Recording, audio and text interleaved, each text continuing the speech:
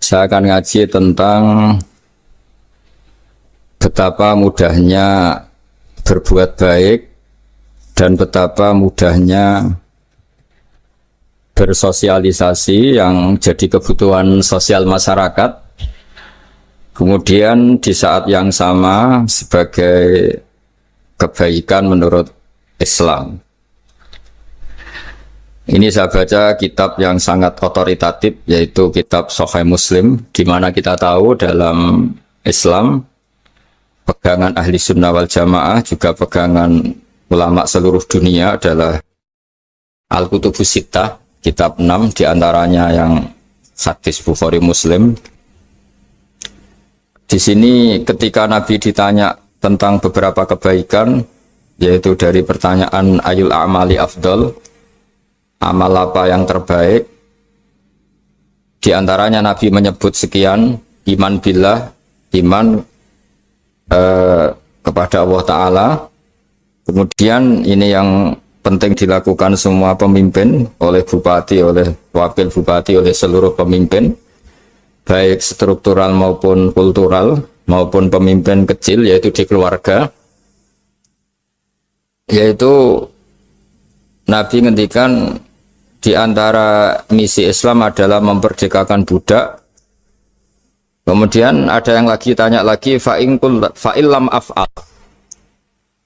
Lalu dari sekian kebaikan yang butuh biaya itu saya tidak mampu melakukan ya Rasulullah. Kalau nyumbang masjid saya tidak mampu. Kalau berbuat bikin fasilitas umum saya tidak mampu.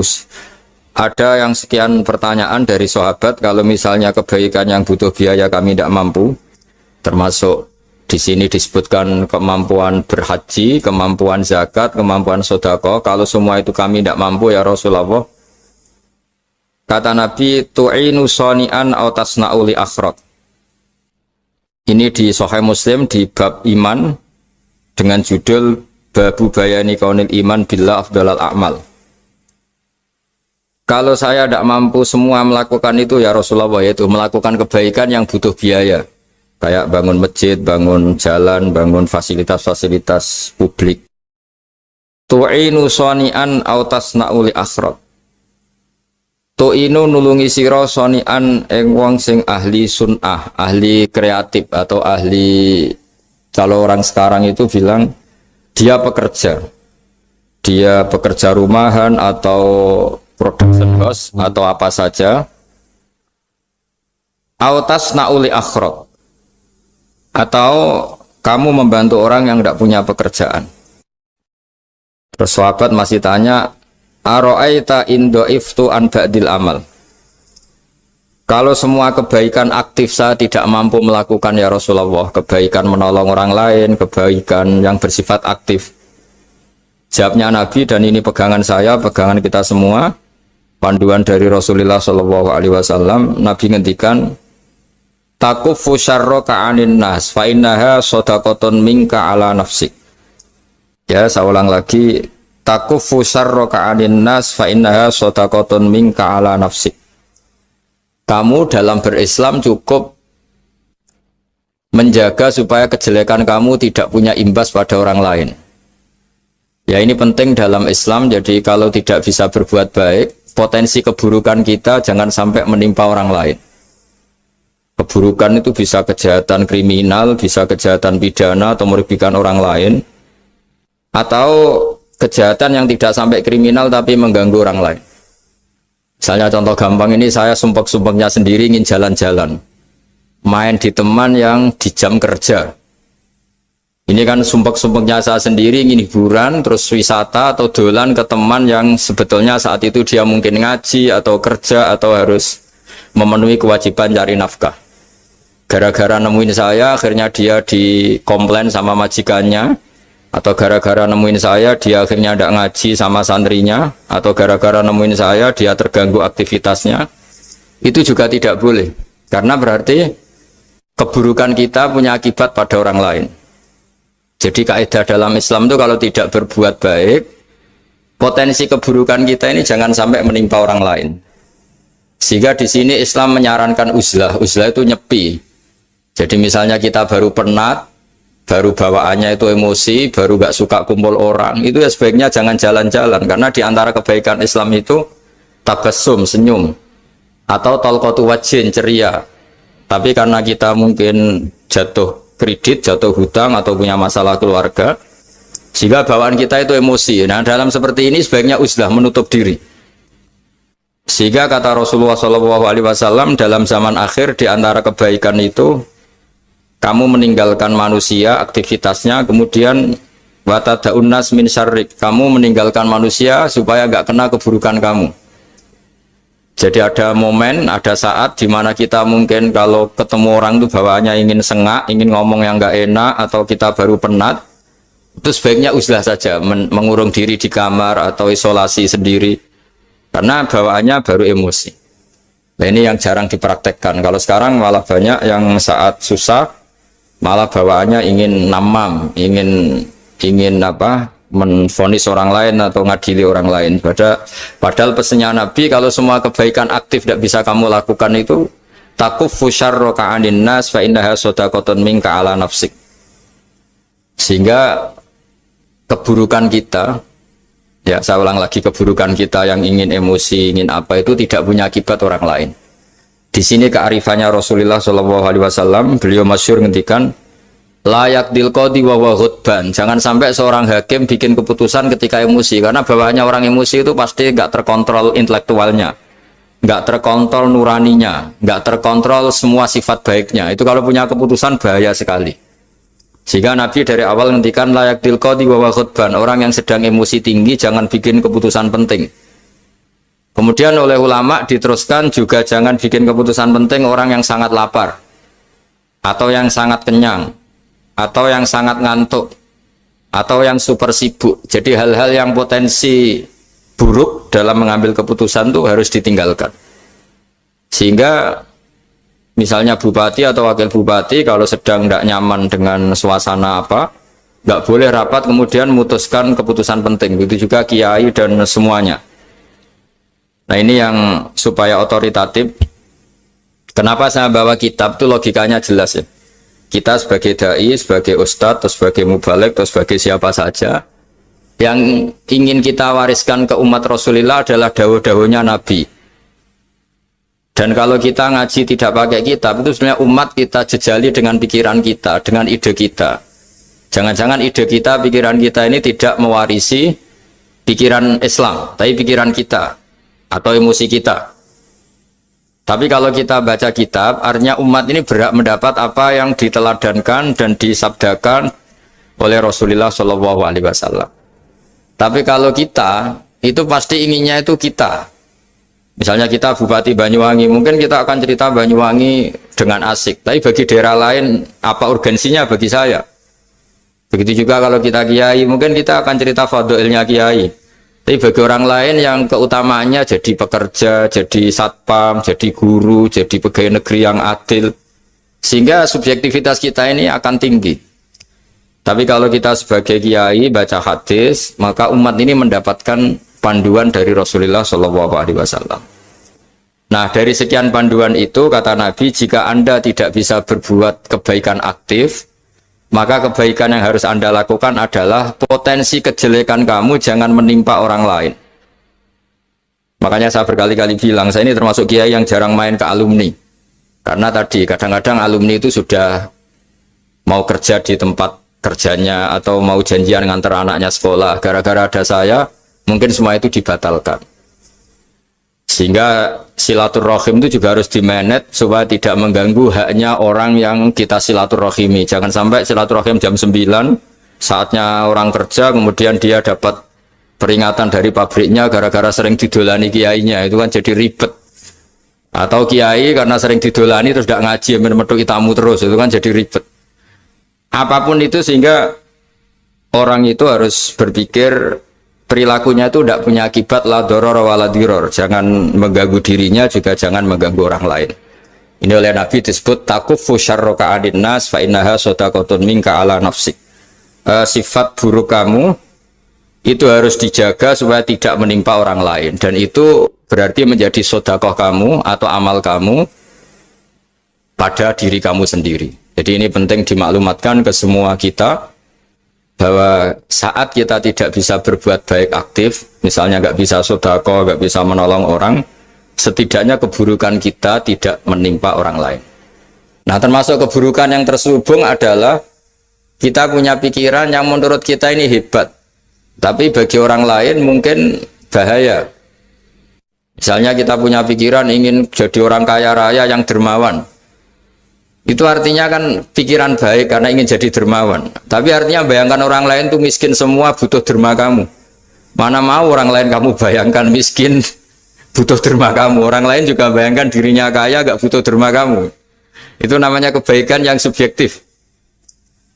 Kamu ingin jadi kiai yang ngajarin orang banyak. Oke, itu baik. Tapi kan berarti kamu bayangkan orang lain gak bisa ngaji terus kamu saja yang bisa ngaji sehingga kamu yang ngajarin. Ya sudahlah, kebaikan itu udah usah muluk-muluk seperti itu. Jadi apa yang ditakdirkan kita jadi bupati ya jadi yang baik, menolong pekerja-pekerja yang baik. Saya kemarin diceritain banyak oleh Mas Anas aktivitas Pemda Banyuwangi yang menolong banyak orang, juga masyarakat juga saling menolong dan seterusnya dan terusnya. Jadi ini jelas maksud saya supaya bupati dan semuanya pemimpin melakukan kebaikan itu berdasar panduan dari Rasulullah SAW, di mana di antara aturan yang dianjurkan beliau adalah aktivitas kita sebagai manusia adalah tu'inu soni'an au tasna'uli akhrak. Ya, saya ulang lagi, saya ulang teks hadisnya secara lengkap supaya dapat berkahnya Rasulullah SAW. Ada beberapa pertanyaan dari sahabat, ya Rasulullah, jika saya tidak bisa berbuat baik yang berbiaya atau tidak bisa berbuat baik yang aktif, apa yang saya harus lakukan? Nabi ngendikan tu'inu shani'an aw tasna'uli asra. Kamu membantu orang yang bekerja atau kreatif, orang-orang yang kreatif atau pekerja apa saja kamu bantu, dan bantu orang yang tidak punya pekerjaan. Terus ditanya lagi, qultu ya Rasulullah ara'aita in dha'iftu an ba'dil amal. Bagaimana kalau itu pun saya tidak bisa ya Rasulullah? Terus Nabi ngendikan tafuqifu syarraka anin nas fa innaha shadaqatun minka ala nafsik. Yang penting keburukan kamu tidak menimpa ke orang lain, dan itu bagian dari sedekah kamu. Nah, perlu saya ingatkan ke semua kita lah. Makanya pentingnya membaca umat Islam dengan ilmu ushul fikih. Saya berkali-kali bilang, jika ada seseorang tidur, itu jangan kamu baca sebagai tidur yang meninggalkan tahajud, meninggalkan sholat qiyamul lail, meninggalkan wiridan di malam hari. Tapi juga bacalah saat itu dia tidak dugem, tidak maksiat, tidak narkoba. Sehingga barokahnya ilmu itu ada respek pada umat Islam yang tidur. Karena tidur itu juga ada fungsi meninggalkan sekian maksiat, sekian kriminalitas. Tapi kalau kita kulino tidak baca dengan ilmu, maka melihat orang tidur itu ya kayak meninggalkan tahajud, meninggalkan wiridan, meninggalkan qiyamul lail, sehingga bawaannya kita ini akan kurang respect. Tapi kalau kita membacanya dengan ilmu, orang yang tidur di malam hari, maksudnya ya sudah sholat isya, itu ada sekian potensi maksiat yang dia tinggalkan.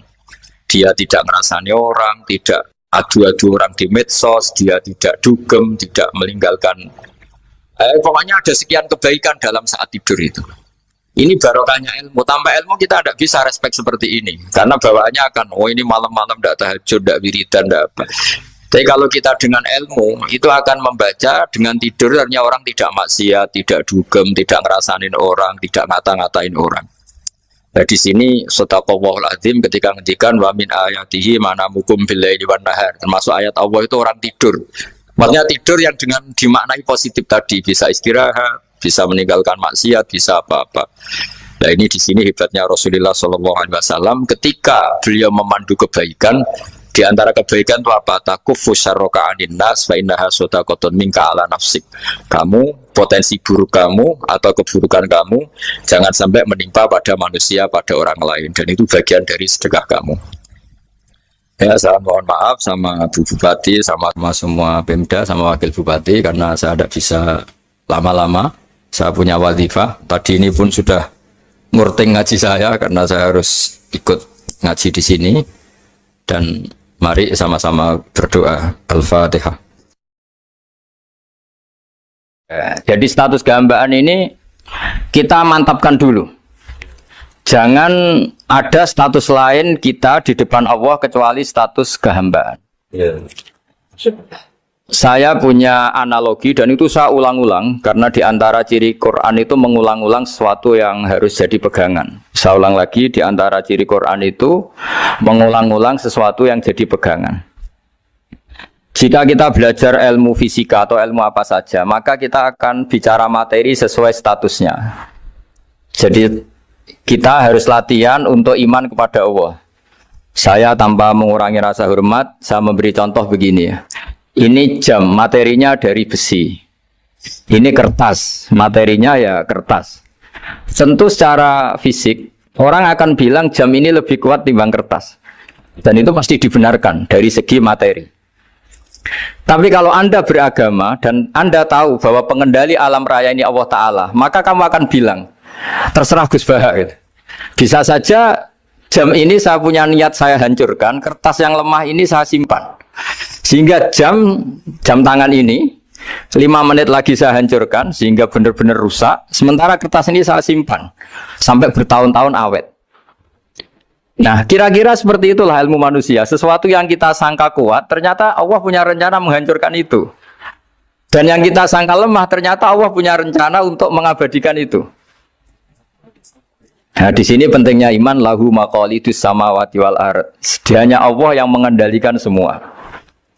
Jadi jangan mentang-mentang kita punya ilmu bahwa materi besi itu lebih kuat timbang kertas, terus kita pastikan bahwa besi lebih awet ketimbang kertas. Kita sisakan satu keyakinan, terserah Allah, terserah pengendalinya. Nah itu agama, bilang terserah pengendalinya itu agama. Ya mungkin tadi aja problem sinyal, saya ulang lagi. Ibarat saya ini megang jam tangan, yang materinya dari besi. Ini kertas yang materinya lemah. Tentu kita akan bilang bahwa jam atau besi lebih kuat ketimbang apa? Kertas. Tapi Anda salah. Anda harusnya ngomong bahwa terserah pengendalinya. Bisa saja saya punya rencana menghancurkan besi ini sehingga 5 menit lagi hancur. Dan saya ingin mengabadikan kertas ini saya simpan di tempat yang aman. Nah kira-kira agama itu bukan anti ilmu, sehingga agama boleh kamu mengatakan besi ini lebih kuat ketimbang kertas. Tapi harus kamu tambahi dari segi materi. Tapi kalau dari segi pengendalinya, maka kita jawab terserah Allah Subhanahu wa Ta'ala. Nah ini di sini pentingnya beragama. Jadi meskipun Mars tuh kayak apa kuatnya, bumi, gunung kayak apa kuatnya, ternyata gunung yang kita kira kuat, ternyata nyimpan magma yang potensi meledak. Yang gunung kecil, yang kelihatan dari pasir kecil yang tidak berdaya, ternyata nggak nyimpan magma, jadi nggak direncanakan untuk diledakkan. Itu, nah, agama itu seperti itu, yang disebut di surat Yasin, misalnya Allah itu siapa? Biyadihi malakutu kulli, yang dalam kendalinya itu semuanya di alam raya ini. Sehingga di kehidupan nyata juga sama. Ada orang yang nekuni ilmu ekonomi, tapi miskinnya Masya Allah. Ada yang gobloknya Masya Allah tapi kaya. Ada kiai yang punya doa banyak, hidupnya biasa. Yang nggak punya doa kaya. Itu saya pernah baca di sebuah hadis qudsi. Ada riwayat begini. Nabi Musa ketemu Allah ditanya. Limadha kata Allah, kenapa saya memberi rezeki orang yang bodoh? Mak itu orang yang bodoh sekali. Kadang tak ciptakan dia jadi orang kaya. Dan yang pintar ekonomi kadang tak ciptakan jadi orang miskin. Si Nabi ini tanya, kenapa ya Allah? Supaya dia tahu yang mengendalikan rezeki itu saya, bukan ilmunya dia. Katanya. Jadi banyak orang, misalnya kita yang pintar, dipekerjakan orang yang nggak pinter, yang punya pabrik tidak pinter, mengerjakan orang yang pinter. Jadi ya kira-kira agama itu seperti itu. Sehingga dalam kita beragama itu yang paling ditekankan itu tawadhu. Tawadhu itu merasa sopan atau memang sopan betul.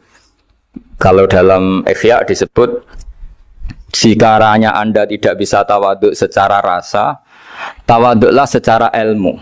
Saya ulang lagi ya, sekiranya Anda tidak bisa tawadhu secara rasa, tawadhulah secara apa? Ilmu. Karena ilmu itu akan abadi. Saya beri contoh begini, saya ini kan misalnya kiai di kampung saya atau di kecamatan saya. Saya mungkin bisa merasa hebat karena saya tokoh di sini. Tapi pastikan sebelum ada saya yang bernama Baha ini, agama sudah jalan. Dan di daerah lain yang nggak kenal saya juga agama sudah jalan. Betapa tidak pentingnya saya di kawasan-kawasan yang nggak butuh saya atau di era yang sebelum ada saya. Nah dengan ilmu seperti itu orang pasti tawaduk karena dia tahu daerah yang nggak ada saya ternyata ya ada masjid, ada agama. Periode yang sebelum ada saya juga agama jalan. Sehingga kita tidak kumo luhur, wah kalau nggak ada saya agama nggak jalan. Zaman Wali Songo tidak ada saya agama ya jalan. Ekonomi juga gitu. Kalau Anda pakar ekonomi yang mensejahterakan rakyat, cara tawaduk itu kalau nggak bisa dengan rasa, dengan ilmu. Sebelum ada kamu banyak orang kaya, banyak orang yang nggak kenal kamu juga kaya. Banyak periode yang saat itu udah ada Anda juga kaya. Berarti Anda ini tidak siapa-siapa. Makanya saya pernah didatangin seorang profesor. Ini kisah nyata. Gus, sebetulnya saya dengan bapak saya itu pinter mana. Bapak saya itu tidak tamat SD, tapi saya bisa profesor. Saya ini profesor, anak saya naik kelas saja sudah senangnya bukan main. Setidaknya ini orang bodoh bisa menciptakan orang pinter. Yang orang pinter kesulitan menciptakan orang pinter lagi. Nah, kalau kita tidak bisa tawaduk secara rasa, tawaduklah secara ilmu. Ikhlas juga gitu, saya sering ngajarkan ikhlas di beberapa kesempatan ngaji. Kalau Anda tidak bisa ikhlas secara rasa, ikhlaslah secara ilmu, pasti bisa, bukan mungkin bisa, pasti bisa. Secara ilmu, makanya di Quran disebut fa'lam annahu la ilaha illallah. Ilmu, fa'lam itu dari kata ilmu. Saya beri contoh, saya mulai kecil sampai sekarang saya sekitar umur 50 tahun. Mulai kecil sampai sekarang itu ya bilang kalau kertas ini putih. Itu ya ada yang gaji, ada yang bayar. Tapi saya selalu bilang kertas ini putih. Yang hitam ya saya katakan hitam, yang merah saya katakan merah. Kenapa? Karena itu fakta. Saya ulang lagi, karena itu fakta. Sehingga saya untuk mengatakan putih tidak perlu ada yang bayar. Sehingga ketika kita latihan sholat, latihan ibadah, dan mengakui Allah itu sebagai Tuhan kita akan malu. Loh, faktanya Allah itu kan Tuhan. Mau mengatakan fakta kok minta upah ini gimana? Kita mengatakan Allah Tuhan itu sama dengan mengatakan kertas ini putih. Sama-sama itu fakta. Sama seperti saya mengatakan Pak Jokowi itu presiden kami. Itu kan fakta. Masa nunggu kalau dikasih BLT katakan presiden, kalau enggak ya enggak. Itu kan ribet jadi. Pak Manut misalnya rektor UGM. Mbok saya enggak digaji di sana atau enggak kerja di sana bilang kalau beliau itu rektor. Pak Ganjar gubernur Jawa Tengah. Mbok saya dikenal apa enggak ya beliau tetap gubernur. Lama sekali kita mengatakan fakta itu ikhlas. Ikhlas itu artinya enggak minta apa-apa. Karena kita ingin ngomong sesuai fakta. Nah Allah Tuhan itu fakta gitu. Nah kenapa untuk mengatakan Allah Tuhan nunggu? Dah saya ini Tuhan kamu. Ya nunggu dulu Gusti, kalau engkau masukkan kami ke surga, engkau Tuhan. Kalau enggak ya enggak jadi. Itu enggak bisa seperti itu. Ya Allah tetap Tuhan. Nah, kalau Anda tidak bisa ikhlas secara rasa, ikhlaslah secara ilmu. Ilmu ya tadi kita akan selalu bilang yang putih, putih, yang hitam, hitam. Makanya ini pentingnya ilmu. Tawaduk juga gitu. Kalau Anda ditakdir orang yang GR, yang gede rumongso, ditakdir orang yang kumo luhur, secara rasa bisa dilawan secara ilmu. Ada periode di mana sebelum ada kita yang kaya ya banyak, yang dapat hidayat ya banyak, yang terpelajar ya banyak. Ada daerah yang nggak kenal kita, nyatanya pendidikan di situ jalan, sistem sosial baik. Betapa tidak pentingnya kita. Nah, ini nanti memaksa kita atau melatih kita untuk tawaduk. Nah dari hikmah ilmu itu kemudian kita minta maaf sama orang lain itu mudah. Karena kita sadar bahwa adanya kita ini problem. Saya sering digojlok orang-orang kaya. Orang-orang kaya itu ya kadang agak kurang ajar tapi nggak bisa dibantah. Begini, pernah tanya saya gini, Gus, saya ini punya mobil mahal, harganya 2 miliar. Kayaknya yang berhak pakai jalan raya saya kan. Bisa, bayarnya pajak saya mahal. Sehingga kayaknya paling pantas saya. Yang naik ontel itu kan nggak bayar pajak. Harusnya nggak boleh pakai jalan gitu sih. Terus saya bilang, mbah-mbahnya yang naik ontel itu pejuang, bapak kamu enggak kata.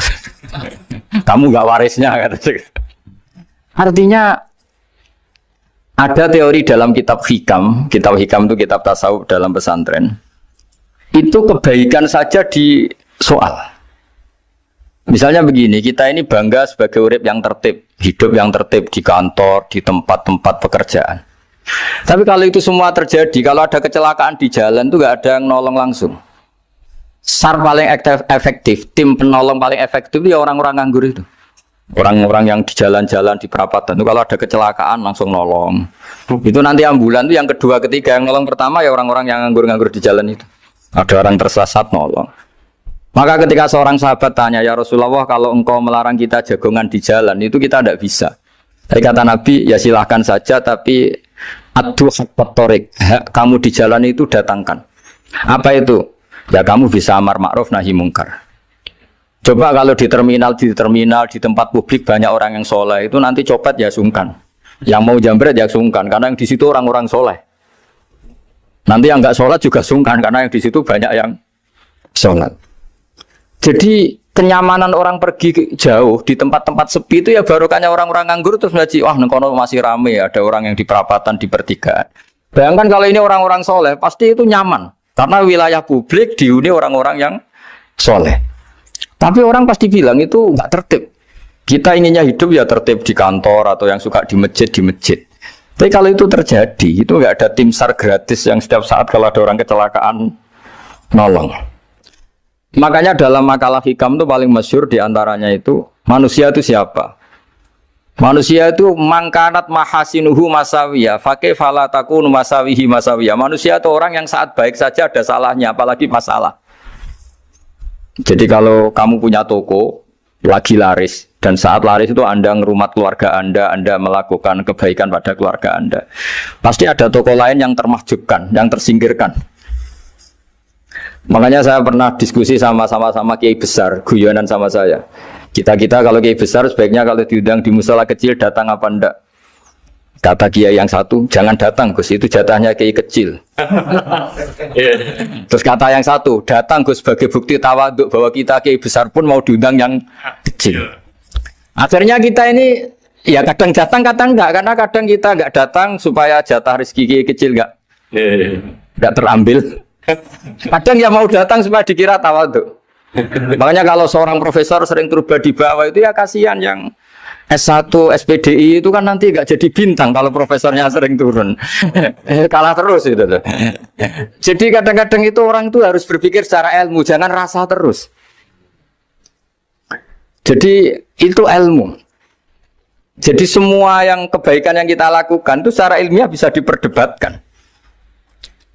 Ada orang senang ngomong serius supaya bangsa ini maju. Tapi bapak saya itu pesan saya, kamu kalau ngiyai itu jangan sering ngomong serius kan. Masyarakat sudah capek mikir utang, mikir keluarga. Jadi itu sowan kiai dijak ngomong serius lagi nanti capek kan. Sehingga kiai dulu itu kalau ketemu orang ya guyon terus. Karena tahu masyarakat sudah capek. Sudah banyak yang takut tanggal kredit gitu. Sudah takut tanggal kredit, takut problem sowan kiai diancam neraka lagi, itu kan ketakutan berkali-kali. Jadi makanya ini kan kebaikan itu dievaluasi karena kita tidak nabi, tidak wali. Jadi kalau kata hikam itu apa yang Anda kira baik itu ada masalah, apalagi sedang masalah. Saya sering cerita ada orang suami istri harmonis sekali. Itu tanyakan ibunya, pasti mulai gak peduli dengan ibunya karena terlalu harmonis dengan istri. Tapi itu pasti bukan mungkin lagi. Jadi jangan tanya istrinya, tanya ibunya. Oh jok nikah lupa saya. Ngalor ngidul sama istrinya. Tanyakan temannya, wah itu jok nikah lupa temennya. Tapi yang baik sama teman, tanyakan istrinya, jatah belanja untuk ngopi. Begitu terus itu. Jadi siklus sosial itu. Nah di sini pentingnya saling minta maaf karena dalam kebaikan kita pasti ada kesalahan. Ketika karir kita baik di pemerintahan maupun di kampus, pasti dengan sendirinya ada yang agak tersingkirkan. Meskipun itu sudah hukum alam. Tapi apapun itu kita harus minta maaf. Makanya banyak, saya sering cerita berkali-kali, dulu itu ada dua nabi yang seangkatan. Itu luar biasa debat ilmiahnya, tapi debat baik. Mulai dulu ya ada polemik itu ya mulai dulu ya ada. Yang Nabi Yahya itu suka berkawan orang-orang soleh. Kalau ditanya kenapa kamu berkawan orang-orang soleh, ya enak lah, karena berkawan orang soleh. Yang Nabi Isa sering berkawan orang-orang yang nggak jelas. Ditanya, kenapa anda suka berkawan orang-orang yang nggak jelas? Innama ana tabibun udawil mardo. Nabi dan kiai itu ibarat dokter, ya tentu menyembuhkan yang sakit. Kalau anda seorang dokter pasti neliti daerah-daerah pandemi, masa neliti daerah sehat? Nah, jadi dulu bapak wasiat ke saya gitu, kue nak jadi kiai kok bengkel, jadi kiai itu kayak bengkel. Kalau nggak siap dadani orang nggak jelas ya jangan jadi kiai kan. Itu ya, tapi kan masalahnya kita sendiri solehnya pas-pasan, takut terkontaminasi. Jadi yang jelek bukan jadi baik, kita yang baik jadi jelek. Nah itu kan mulai dulu ya polemik sejauh mana kita punya kekuatan untuk tidak terpengaruh yang negatif. Yang negatif terpengaruh kita menjadi positif. Jadi ini cerita-cerita sawalan bahwa dalam kebaikan kita itu ada kesalahan. Maka kita tetap istighfar, tetap saling minta maaf. Dulu bapak saya kalau diceritain ada seorang kiai sampai sepuh jadi imam masjid, istiqomah sekali. Dulu bapak saya itu guyu. Ya istiqomah, tapi wong liya terus ra iso dadi kader. Jadi calon-calon kiai ini sudah putus asa karena nggak pernah punya kesempatan jadi imam. Jadi di balik istiqomah itu ya ada memahjubkan orang lain. Makanya alhamdulillah di Indonesia itu ada pegawai pensiun. Kalau enggak habis itu. Karena yang anyar-anyar itu mesti ini kurang pengalaman, ini kurang senior. Tapi barokahnya ada pensiun kan gantian. Tapi masalahnya di dunia kiai itu udah ada pensiun. Tambah sepuh tambah mantap, tambah sepuh tambah mantap. Nah itu sebaiknya ya mulai mundur-mundur sedikit dari imam masjid itu. Ya nyari-nyari yang lain lah supaya ada kaderisasi, ada. Jadi intinya itu di balik kebaikan yang kita lakukan pun itu ada masalah sehingga kita butuh istighfar. Di sini pentingnya dawuhnya para wali-wali, dulu ada istilah wastighfaruna yahtaju ilal istighfar. Ketika kita minta maaf, sebetulnya minta maaf sendiri itu butuh minta maaf lagi. Minta maaf lagi itu butuh minta maaf lagi. Misalnya saya dengan Mas Hilmi ini akrab, pernah pakai uangnya misalnya. Itu kadang kita bayar itu malah tersinggung, kok kayak orang lain saja bayar. Minta maaf juga gitu, kalau kamu punya teman akrab terus minta maaf resmi itu tersinggung, kayak wong liya ae jaluk sepuro. Jadi kadang jaluk sepuro itu malah masalah. Itu kan sama, kamu punya teman akrab terus kalau mau main assalamualaikum sakit masuk nopo boten, angsal boten, boleh enggak main, itu mesti teman kamu tersinggung, kok kayak orang lain saja. Artinya ketika Anda merasa benar karena protokoler ketika masuk ke teman, ternyata itu salah. Teman kamu maunya enggak protokoler karena sudah akrab. Tapi ketika kita merasa akrab, ternyata selonang-selonang dianggap problem, kita tidak pernah tahu. Nah di sini kata ulama-ulama, minta ampun itu kebutuhan manusia. Karena dalam kebaikan kita pasti ada kesalahan.